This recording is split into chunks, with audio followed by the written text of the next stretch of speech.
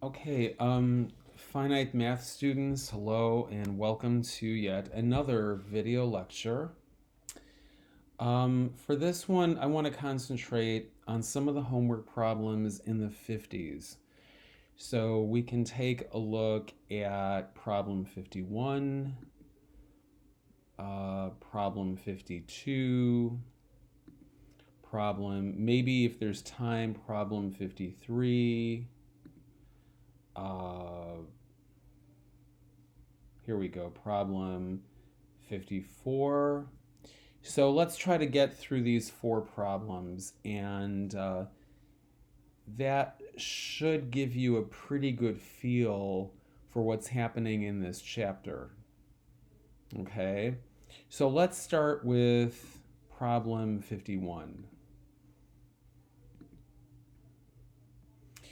Okay, let's read it. And you may have to read the problem many times. You may have to read it, 5 times, even 10 times, in order to really understand what the problem is asking you.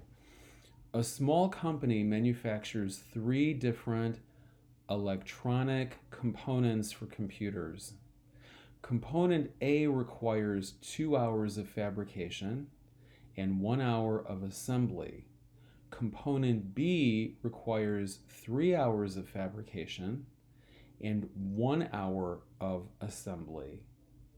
And component C requires 2 hours of fabrication and 2 hours of assembly.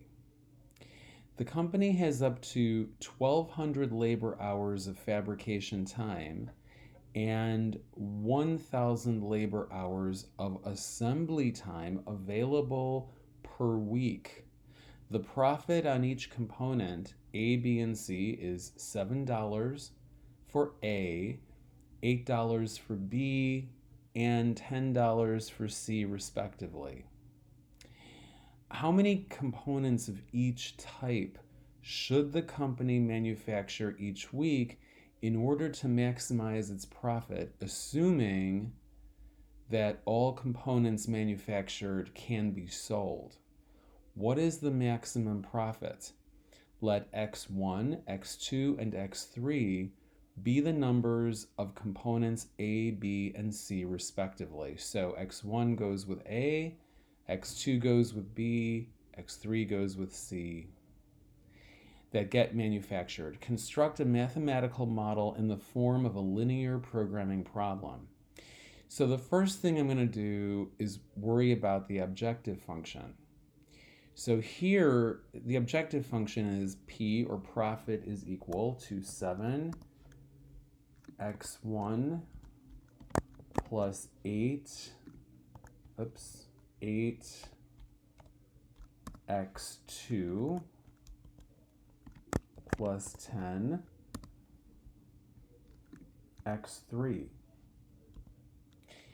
Now, of course, okay, so we have the profit function, and you might ask, well, I want to make millions and millions and millions of dollars, so then x1 could be a million, x2 could be a million, x3 could be a million, but the problem is you don't have enough labor hours of fabrication and labor hours of assembly time per week in order to make that many of each component. There are restrictions on how much profit you can make because there are restrictions on how many components the company is able to make every week.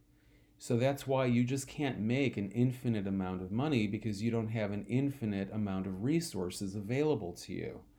So let's look at the restrictions. We have 2 restrictions. We have the fabrication time restriction and we have the assembly time restriction.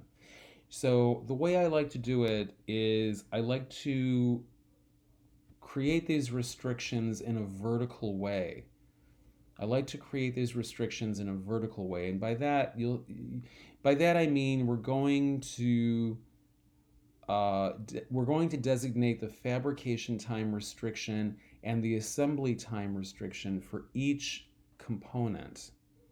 So for example, it says here component A requires 2 hours of fabrication and 1 hour of assembly. So that means, okay, 2x, oops, I have to enter that correctly in the box. So 2x1, 2 hours of fabrication for A, and then 1 hour of assembly time for A. Okay. Here we go. Plus, component B requires 3 hours of fabrication and 1 hour of assembly.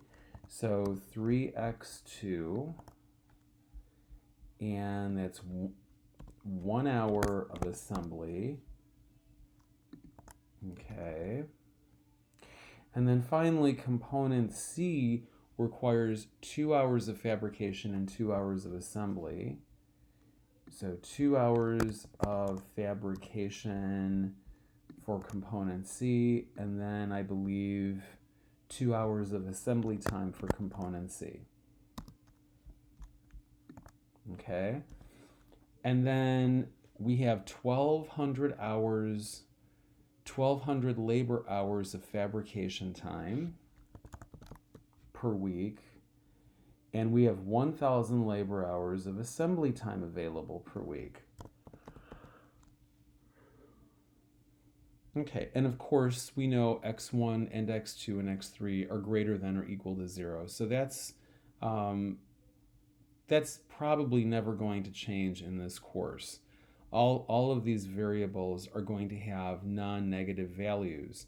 So let's check the answer and see if Pearson agrees with the answers that I entered, okay? So check answer. Okay, that's correct.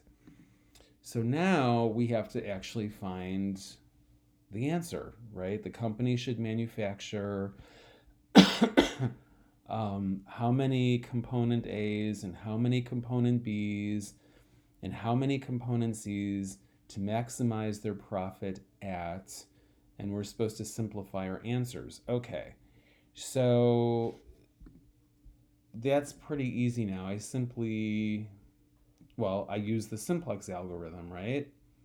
So let me go here. Okay, and actually here, I'm going to look at my restrictions first. Okay, these are my constraints or restrictions, okay?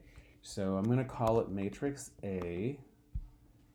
In a lot of books, you know, the main matrix that you work with is called A. You don't have to call it A. You could call it whatever you want to call it. But, you know, a lot of people like to use A, capital A, uppercase A.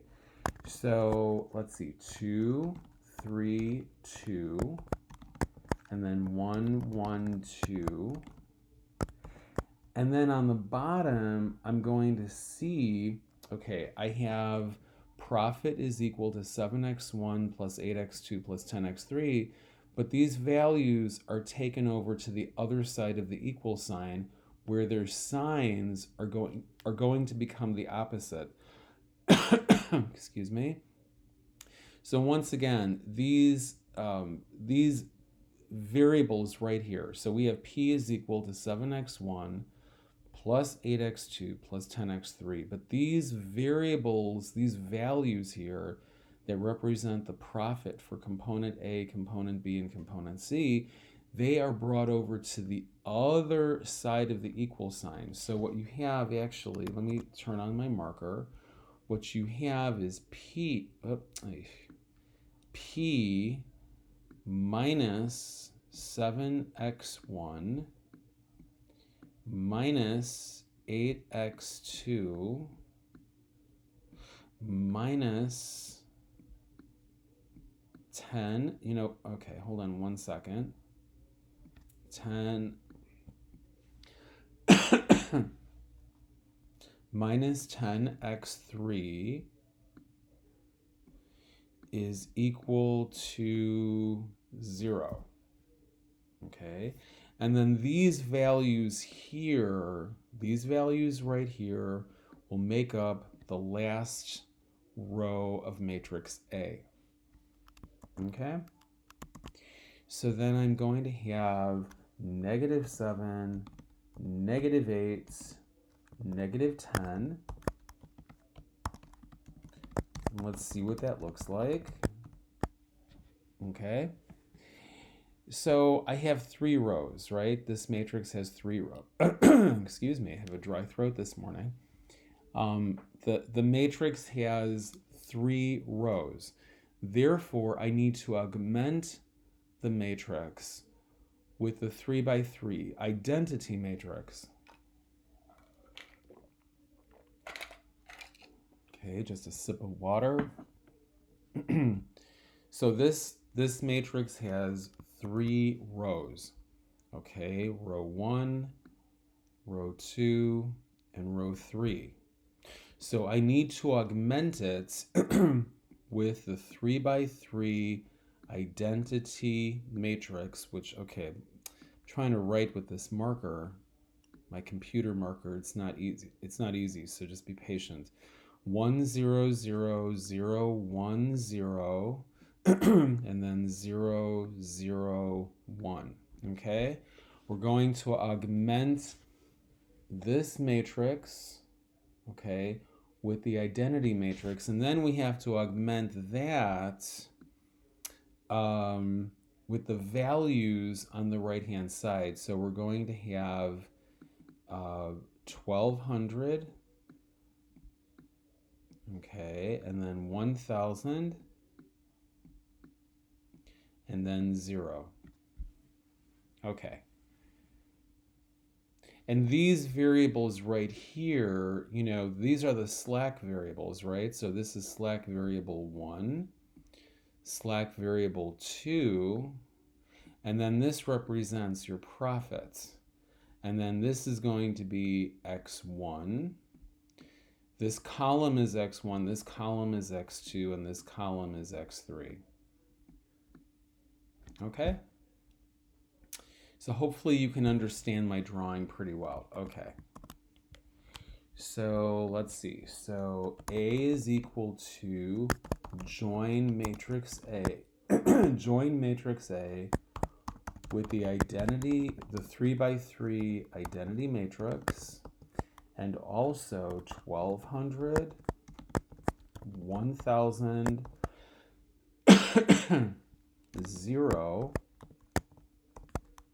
And you need to put in the number 2 here because you're dealing with matrices, not just regular lists. You're dealing with matrices, not just regular lists, okay? And what does this look like? Let's see. Okay, so the matrix looks really nice. The matrix looks really nice, and now we can start the problem. Okay, so where am I supposed to pivot? Okay, hold on, guys. Let me get some water. I'm going to pause the video and get a little more water. Okay. Okay, so where do we start pivoting? Well, of these 3 numbers right over here, -10 is the most negative. So that means that we're going to have to pivot in the x3 column. Remember, this is x1, right? This is the x1 column. This is the x2 column. This is the x3 column. Okay?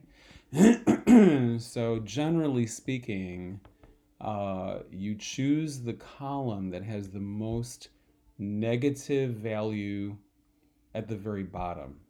And that's going to be the x3 column.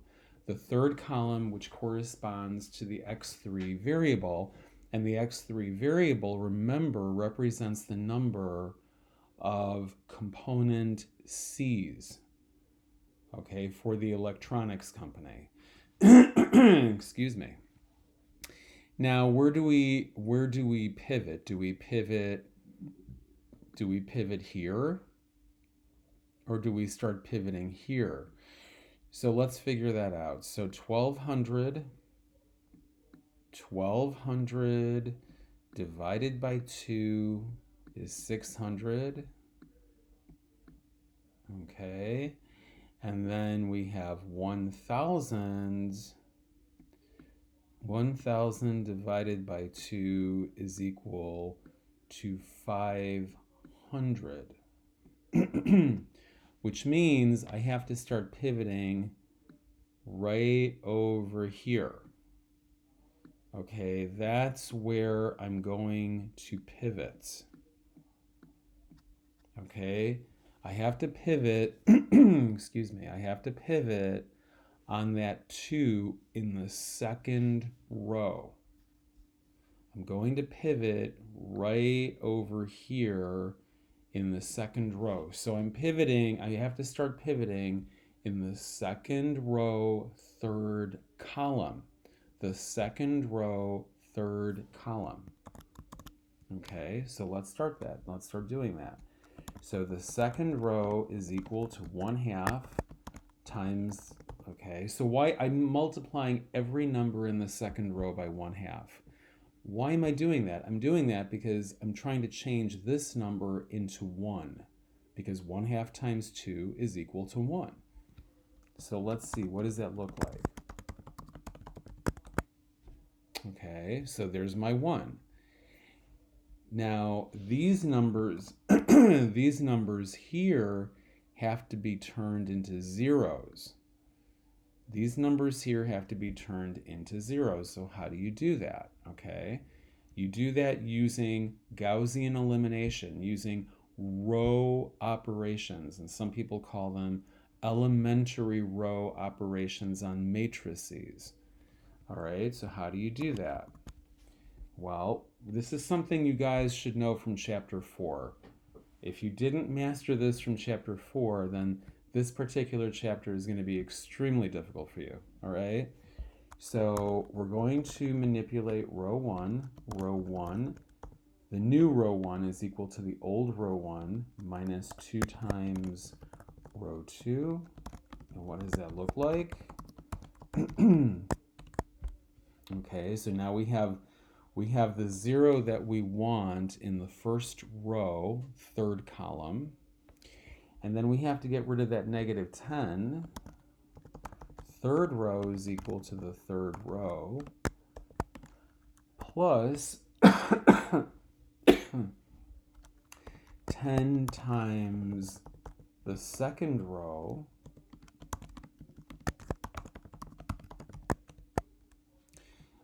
Okay, so we can see, we have a better solution here. Okay, we're not done with the problem, but we notice that we increased our profit from $0 to $5,000. We increased our profits from $0 to $5,000, but we're not done yet. Why aren't we done? We're not done because we still have negative numbers in the bottom row. We still have negative numbers in the bottom row. Look at these two negative numbers. So we know that we're not done with our algorithm. We're not done with our algorithm, but we are making progress because before our profit was $0 and now our profit is $5,000. So there's profit and there's progress, okay? So we're moving closer and closer to the real solution. Okay, so let's see, where should we pivot? Well, we're going to pivot in the second column because -3 is more negative than -2. And let's see, 200 divided by 2, 200 divided by 2 is 100. 200 divided by 2 is 100. And then 500 divided by 1/2, well, we know that that is 1,000. So we pivot in the row that has the minimum ratio, the smallest ratio or the smallest quotient. 100 is smaller than 1,000, so we have to pivot in this row. Okay, so what this really says is we're going to run out of fabrication time before we run out of assembly time. Okay, remember, the first row represents the fabrication time constraint. The second row represents the assembly time constraint. Because 100 is smaller than 1000, we can see that we're going to run out of fabrication time first. We're going to run out of fabrication time before we run out of assembly time. Therefore, we have to pivot in the first row. So we're going to pivot right over here. Right over here. Okay? All right, let me just take a sip of water.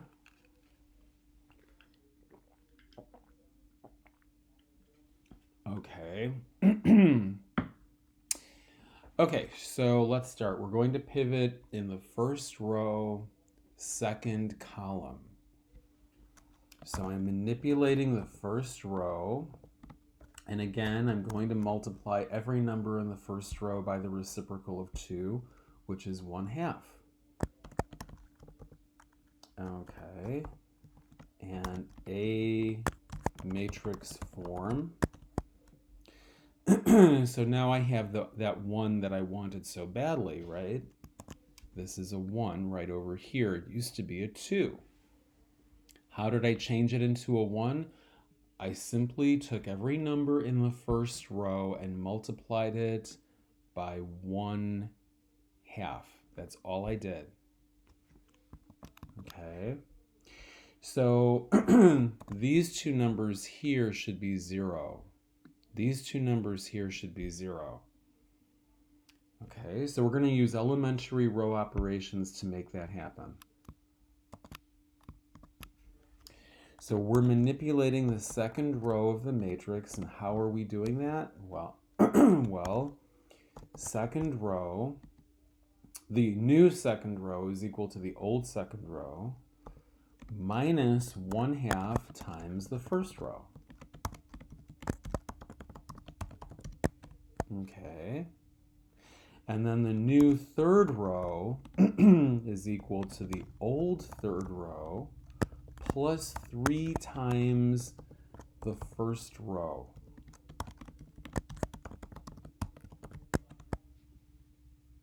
Okay, so now we have made some progress. Our profit now has gone up from $5,000 to $5,300. So we are making progress and we're making a greater profit, but we still have not finished the problem because I see a negative number right over here in the bottom row. So where do I pivot? I know I'm supposed to pivot in this column, but do I pivot on 1/2 or do I pivot on 1/4? Okay, so 100 divided by 1/2 is equal to 200. Okay. And then 450 divided by 1/4 is equal to 4 times 450. Well, 2 times 450 is 900. So 4 times 450 is 1800. Well, 200 is obviously less than 1800. So that means I'm going to have to pivot right over here in the first row. Okay, I'm going to pivot right over here in the first row, which means x1 is going to enter the basis. x1 is going to enter the basis, and actually x2 is probably going to leave the basis. x1 is going to enter the basis. And if you're not sure what I'm talking about, what is the basis? The basis refers to the set of variables contained in the optimal solution. And if you're not sure what that means, you absolutely must read the chapter in your textbook, because you can't depend on your teacher to explain every single detail of these problems, especially since, we're doing this remote teaching and learning thing. So you must read the book. You must read the chapter if you really want a complete and comprehensive understanding of this material. Okay, don't just depend on my videos. That's not a smart choice. Okay, that's not a smart choice. So we're going to have to pivot in the first row, first column. First row, first column. So let's do that. First row is equal to 2 times. I'm going to multiply every number in the first row by 2. Why? Because 2 is the reciprocal of the number where I'm pivoting. So I want to pivot right over here. This is 1/2. What's the reciprocal of 1/2? Well, it's 2, right? So that's easy. Oops, 1 second. Okay, so 2 times, multiply every number in the first row of A by 2. Okay, so what does that look like? Okay, there we go. And then the second row is equal to the second row minus 1/4 times the first row. And then the third row of matrix A, how am I changing that? Well, the new row 3 of matrix A is equal to the old row 3 plus 1/2 times the first row. Okay. Now let's see, do we have any negative numbers in the last row? Let's see. Look at these numbers right over here. Do I have any negative numbers in the last row? Don't worry about these numbers. Don't worry about the last 2 entries. Don't worry about the last 2 entries of the last row. The last 2 entries of the last row don't really count for what I'm doing right now. But look at these numbers over here. Are any of them negative? No, none of them are negative. Okay, one moment. Let me get a drink. Okay. Sorry, guys. I have a sore throat right now. So this is probably not the best time to make a video. Okay. None of these numbers are negative. None of these numbers are negative. Everything here is, all the numbers here are either 0 or positive. I don't see any negative numbers, which means our algorithm is done. We have reached the optimal solution. We have reached the optimal solution. All right. So what is the optimal solution? Okay. Let me expand this box a little bit. The company should manufacture 200 component A's, 0 component B's, 400 component C's to maximize their profit at, I think that was $5,400, wasn't it? Yeah, $5,400 per week. It's $5,400 per week. So let me make sure I have the right answers here. So X1 should be 200. X1 should be 200. Why is X2 0? X2 is 0. Look, the X2 column is not a basic column. X1 and X3, these columns are basic, right? These are basic columns. Because of the 1, 1 and all the other entries are 0, but X2 is not a basic column. So by default, its value has to be 0. Okay, its value has to be 0. X3 has to be 400, and the maximum profit is 5,400. Let's see if this is correct. Okay, that's correct. So hopefully this gives you an idea of how to solve these problems. Okay, guys, instead of doing 52 and 53, I'm going to jump right into number 54, and that's going to be the last problem for the video because I really do have a sore throat, so it's going to be hard for me to just constantly, talk for more than an hour. So we're just going to do 2 of these problems in this video, but that should really be enough. Maybe I can do another video for you in a couple of days to demonstrate more of these problems, but I can't let this video get too long because I am slowly losing my voice. So I'm going to jump to problem 54, and I think that's going to be enough for this video, okay? So problem 52 is very similar to problem 51. Problem 53 is very similar to problems 51 and 52. Okay, let's look at problem 54, and that's going to be our last problem because I'm losing my voice. Okay, so it's going to be difficult to make this video too long. Okay, so problem 54.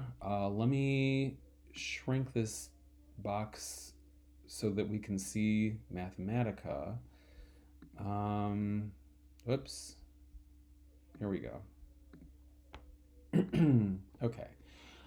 A company, well, first of all, let me clear matrix A. Or actually, instead of clearing matrix A, I'm just going to use a different identifier for the matrix in this problem. Instead of calling it matrix A, maybe I'll call it matrix B. I'm going to call it matrix B. So for problem 51, excuse me, for problem 51, I called my matrix A, which is fine. Okay. And then for problem 54, I'm going to call my matrix B. You can, in Mathematica, guys, you cannot use the capital letters C and D because those are reserved variable names. Those are reserved function names. You can't use them, okay? But you can use capital A, you can use capital B, you can use lowercase c, you can use lowercase d, okay? You can use most letters, but you cannot use capital C and capital D as identifiers for your variables in Mathematica. That's a big no-no. You're not allowed to do that, okay? Okay, so problem 54. Let's read it together. So a company makes 3 types of candy and packages them in 3 assortments. Assortment 1 contains 4 cherry, 4 lemon, and 12 lime candies and sells for a profit of $4. Assortment 2 contains 12 cherry, 4 lemon, and 4 lime candies and sells for a profit of $3. Assortment 3 contains 8 cherry, 8 lemon, and 8 lime candies and sells for a profit of $5. Okay. They can make, let me move the box over so I can read the problem. They can make 5,000 cherry, 3,800 lemon, and 5,800 lime candies weekly.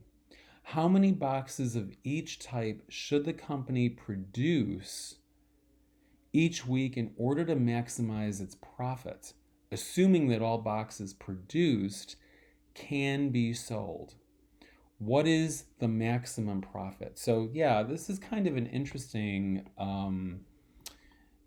problem here. So if you look, okay, so let's take a look. Let's proceed step by step. We are going to have, so the confusing thing is this, and it's actually not confusing if you read the problem carefully. The confusing thing is this. So the variables in my objective function, are they going to be the fruit flavors of candy, or are they going to be the assortment packages? So this is where you have to do some thinking. All right, so you think about that. I'm going to take a sip of water and orange juice, and then you think about it for a moment. Okay, you think about it.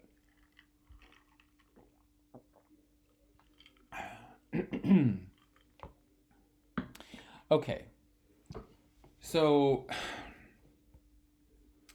I can tell you right now that the constraints are associated with the fruit flavors, not the assortment packages. And the reason is because the problem states very clearly you can't make more than 5,000 cherry candies, you can't make more than 3,800 lemon candies, and you can't make more than 5,800 lime candies weekly.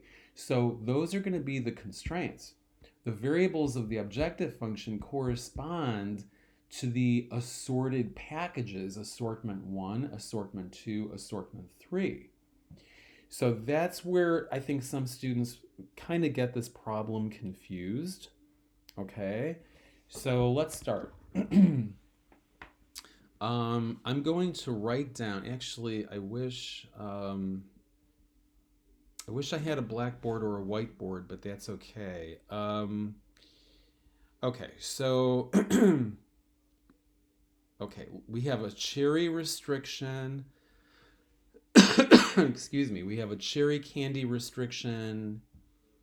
We have a lemon candy restriction, and we have a lime candy restriction.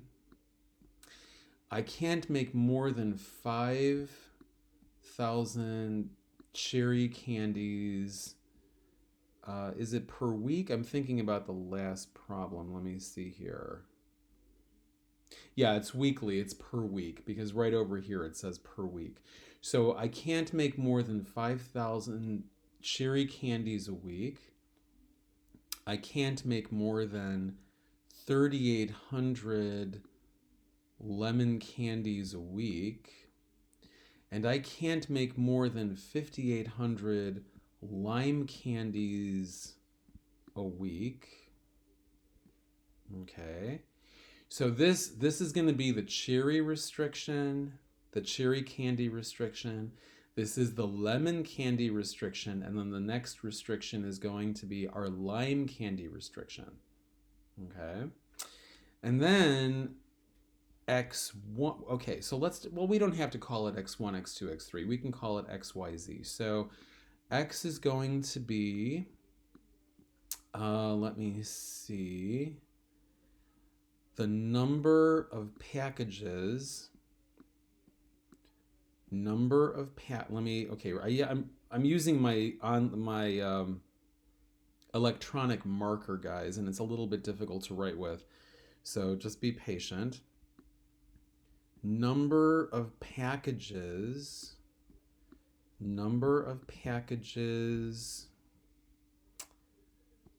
of, hold on one second, number of packages of assortment 1.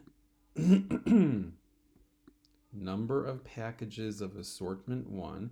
So once again, I'm using my electronic marker and it's a little hard to write with. I have to go slowly, so just be patient. Okay. Okay, so x is going to be the number of packages of assortment 1. Y is going to be the number of packages of assortment 2. This is assortment 2. Okay, one second. Assortment 2. And then Z, obviously, guys, this will be the number of packages of, assortment 3. This is, so X is going to be the number of packages of assortment 1. Y is the number of packages of assortment 2. Z is the number of packages of assortment 3. So hopefully that makes sense, okay? Okay, so let me see here. Assortment 1 contains 4 cherry, 4 lemon, and 12 lime candies and sells for a profit of $4. Assortment 2 contains 12 cherry, 4 lemon, and 4 lime candies and sells for a profit of $3.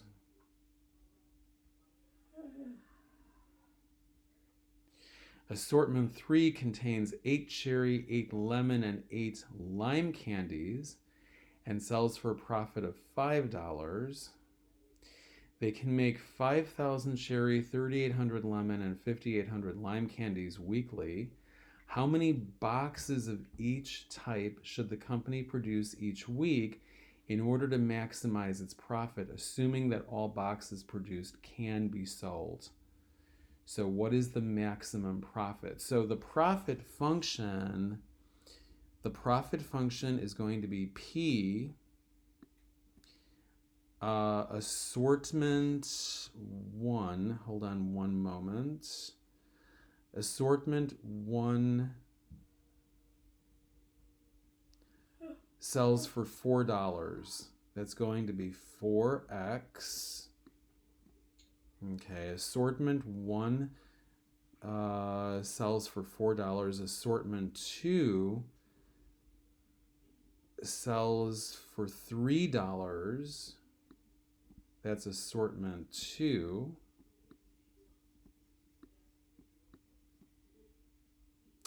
And then assortment 3 is going to sell for $5. Okay, so that's actually going to be the objective function right over there. So the objective function is 4x, well, P, or profit, is equal to 4x plus 3y plus 5z. Now, the thing with the assortments, I have to think carefully about the rest of this. So assortment 1 contains 4 cherry, 4 lemon, and 12. Okay, hold on one moment. So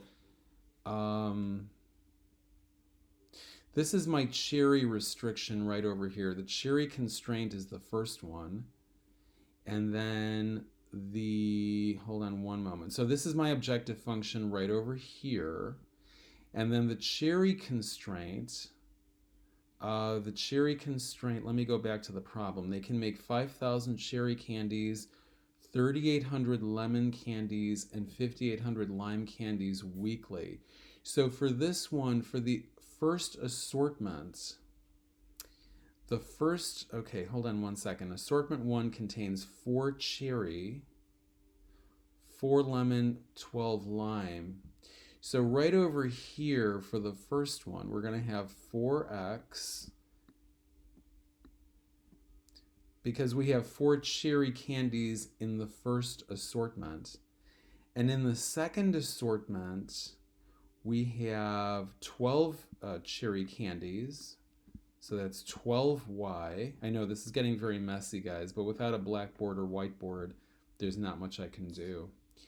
And then in the third assortment, excuse me, in assortment 3, there are 8 cherry candies. There are 8 cherry candies in the third assortment. So that's going to be 8z. Okay, so remember, this kind of problem requires integer solutions. You can't have, well, you're not supposed to put half a piece of candy into a box. You're not supposed to put a quarter of a piece of candy into a box. It's either one candy or no candy. You can't have a fraction of a candy inside a box, right? So this kind of problem forces the solution to be integers. And that can get a little complicated, but hopefully we won't have to worry about that in this particular problem. But that possibly can make the problem more complicated, okay? So this is our cherry restriction. Now let's look at our lemon restriction, the lemon candy restriction. So in the first assortment, you have 4 lemon candies. hold on one second. In the first assortment, you have 4 lemon candies. In the second assortment, you also have, one second, assortment 2, yeah, 4 lemon candies. 4 lemon candies. And then in the third assortment, you have 8 lemon candies. Okay, finally, let's look at our lime candy restriction. In the first assortment, there are 12 lime candies. In the first assortment, there are 12 lime candies. In the second assortment, there are 4 lime candies. Okay. Okay, so in the second assortment, there are 4 lime candies. And then in the third assortment, there are 8 lime candies. 8 lime candies. So let me go over this carefully. So, one second. Okay, hold on one second. So, now, okay, this got so messy I can't even quite read it that well. Assortment 1 contains 4 cherry, 4 lemon, and 12 lime candies. Assortment 2 contains 12 cherry, 4 lemon, and 4 lime candies. And, okay, assortment 3 contains 8 cherry, 8 lemon, and 8 lime candies. Okay, so I think we're ready to start working on this problem. And of course, don't forget, x, y, and z obviously have to be greater than or equal to 0. Okay, we know that. Okay, so let's get started. I'm going to call this matrix B. Okay, so let's start with the restrictions or constraints. We're going to start with the restrictions or the constraints. So 4, 12, 8, 4, 4, 8, 12, 4, 8. And remember, okay, let's look at our objective function. Let's look at our objective function. So then we have -4, -3, -5. Okay, and let's make sure that looks correct. Okay, so 4, 12, 8, 4, 4, 8, 12, 4, 8, -4, -3, -5. Okay. We have 4 rows, which means we need to invoke the 4x4 identity matrix. Okay, so join matrix B, the 4x4 identity matrix, and don't forget the values on the right-hand side.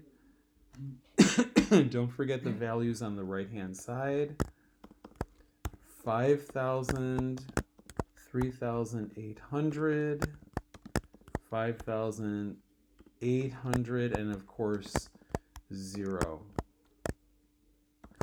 And don't forget that number 2, because remember, we're joining matrices. We're not joining regular linear lists. We're not joining one-dimensional lists. We're joining matrices, which are basically 2-dimensional lists. All right? Matrix form. Okay, so now I think I'm going to erase. Let me make sure I have the right numbers here. It all looks good. Okay, so now I can erase this stuff over here. Okay, fantastic. All right, I'm going to go through this a little quick, guys, because I feel like we're using up a lot of time. So where do I pivot? Where do I pivot? Well, I have to pivot in the third column because -5, right, is the most negative of the 3 negative numbers in the bottom row. I could pivot here, you know, in column 1. That's the negative number in the bottom row is -4. What about the second column, -3? But the most negative number is in the third column. Okay, so let's see.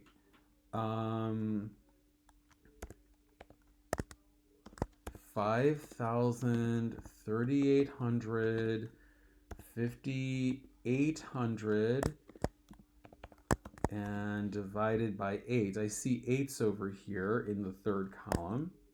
Okay. So 3,800 divided by 8. 5,000 divided by 8 is 625.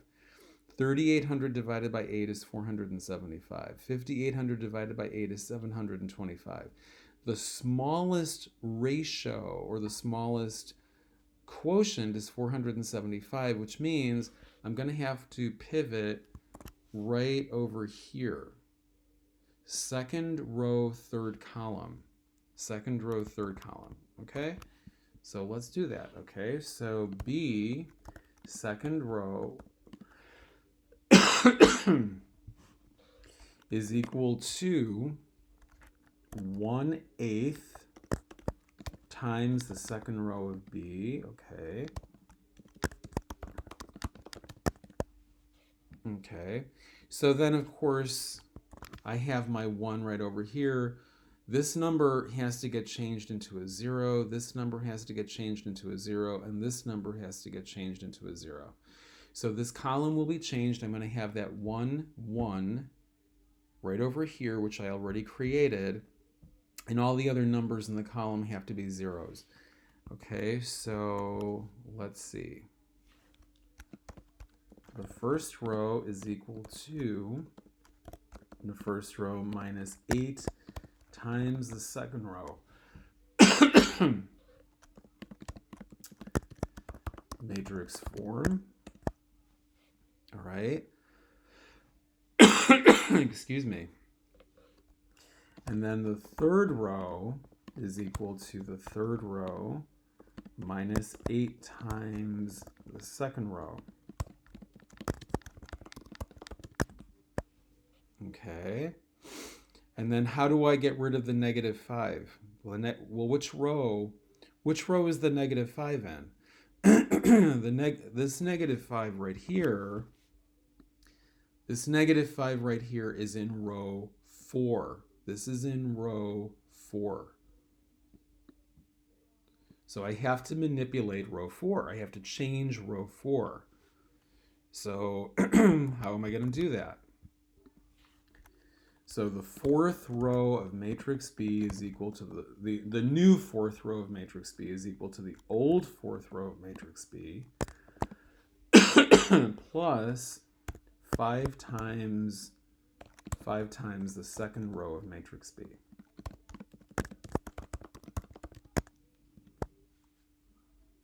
Okay, but I still have negative numbers here. I still have negative numbers in the bottom row, which means I have to repeat the algorithm. I have to repeat the algorithm. So negative 3/2 is more negative than negative 1/2. So that means I'm going to have to pivot in this column right over here. I have to pivot in the first column because negative 3/2 is more negative than negative 1/2. Hold on, guys. I desperately need a drink. Okay. Ugh.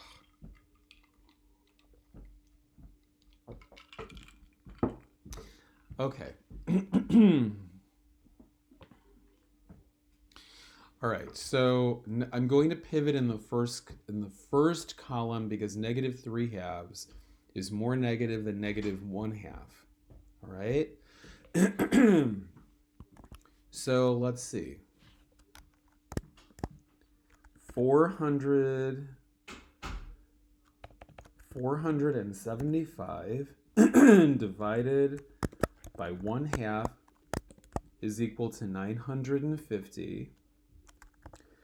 2,000 divided by 8 is equal to 250.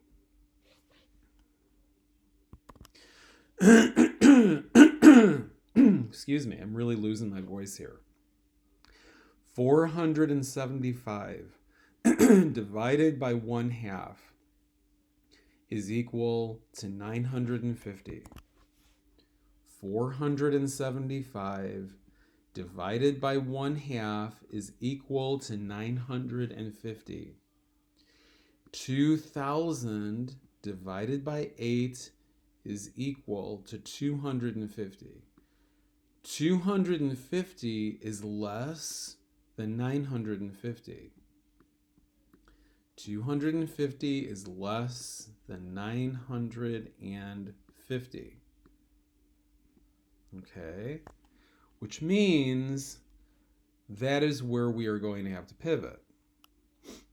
All right, so we are going to have to pivot right over here on the 8.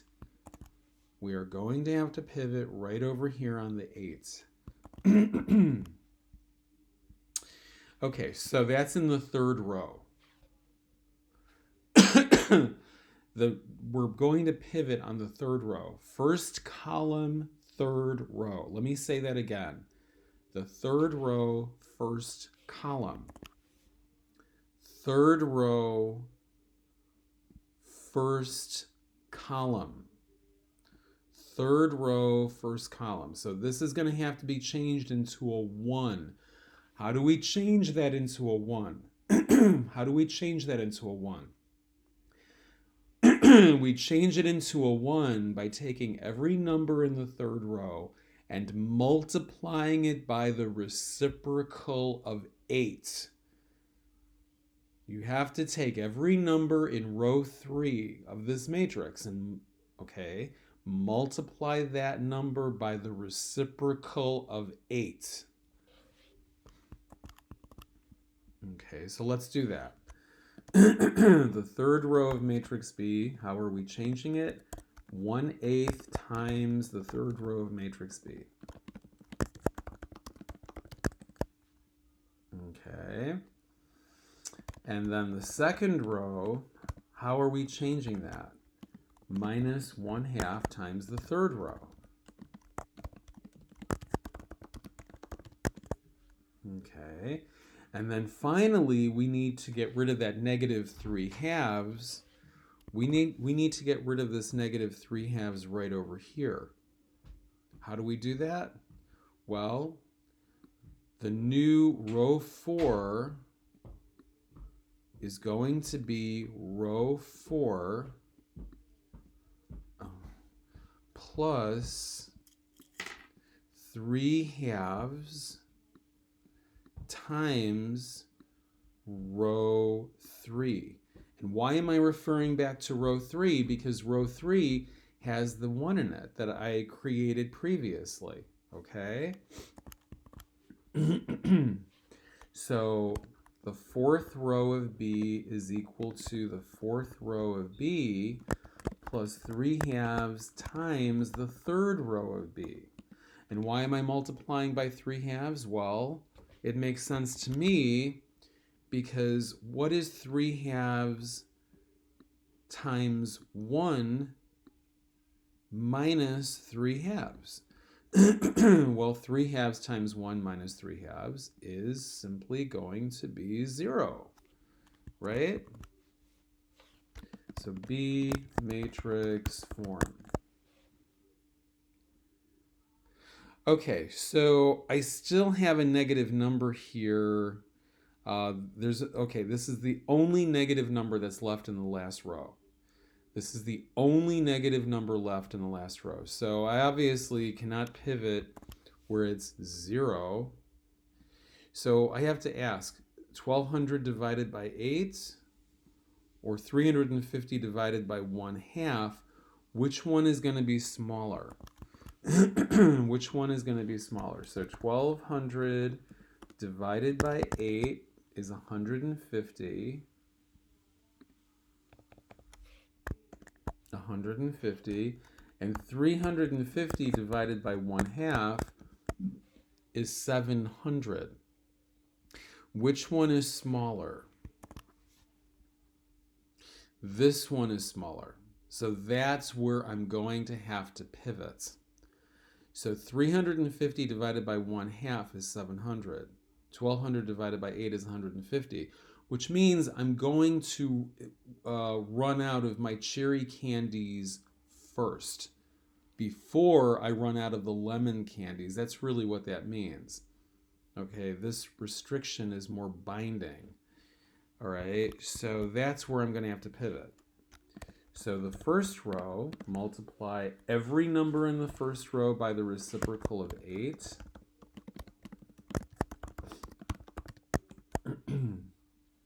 And then I have to change. I don't have to worry about changing the third row, right? There's already a 0 here. So I don't have to worry about changing the third row. Okay, no need to worry about the third row. Second row is equal to the second row minus 1/2 times the first row. And the only thing left to do, can you guess what it is? The only thing left to do is I have to get rid of this negative 1/2 right over here. I have to get rid of the negative 1/2 right over there. So how do I do that? The fourth row is going to be the fourth row plus 1/2 times the first row. Why positive 1/2? Because it's the opposite. It's the opposite of negative 1/2, okay? And why am I referring here to the first row of matrix B? Because that's the row that contains the basic 1. The basic 1, okay? So, let's see. B matrix form. Okay, there we go. And we're done. We are done. So I don't see any negative numbers here. No negative numbers. Everything is 0 or positive in the bottom row. Don't worry about the last 2 entries of the last row. All right, these don't count. Don't worry about because sometimes occasionally this value will be a negative number. It won't happen that often, but occasionally this number will be, it'll be negative, but that's kind of unusual, okay? But look at these numbers. Look at these numbers, okay? The last 2 entries of the last 2 entries of the last row don't count. You're just looking at these numbers right over here. What is this? Excuse me. Okay, so we're finished. I don't see any negative numbers in the bottom row. So X1, okay, the maximum profit is $2,825. $2,825. $2,825. When 250 boxes of assortment 1, 150 boxes of assortment 2, and 275 boxes 275 boxes of assortment 3 are produced. How did I get those values? Okay, this is the first, this is X. This is the value of X. This is the value of Y. This is the value of Z. All right, so it should be, let's see, 250, 150, and 275, and this should be correct. Okay, so yeah, guys, I'm kind of losing my voice here. I'm getting a really sore throat. So I will try to make, I will try to make another one of these videos for you. But really, guys, it's important. You can't just totally rely on my videos. I mean, I hope my videos are helpful to you. I hope my videos are helpful to you, but you need to really read the chapter. You need to read your book. Okay, you cannot just depend on my videos. And of course, there are other simplex algorithm videos on YouTube that you could watch, and you can watch them for free. You know, you don't have to pay a monthly subscription like you do with Netflix. You know, there's no monthly subscription. You can watch my videos for free. You can watch the videos of other math teachers for free. So this is what you need to do. I mean, seriously, guys, don't just depend entirely on my videos. You need to watch, yes, you should watch my videos. You need to watch my videos, of course. But you should be watching other people's videos on YouTube. You should be reading your textbook, okay?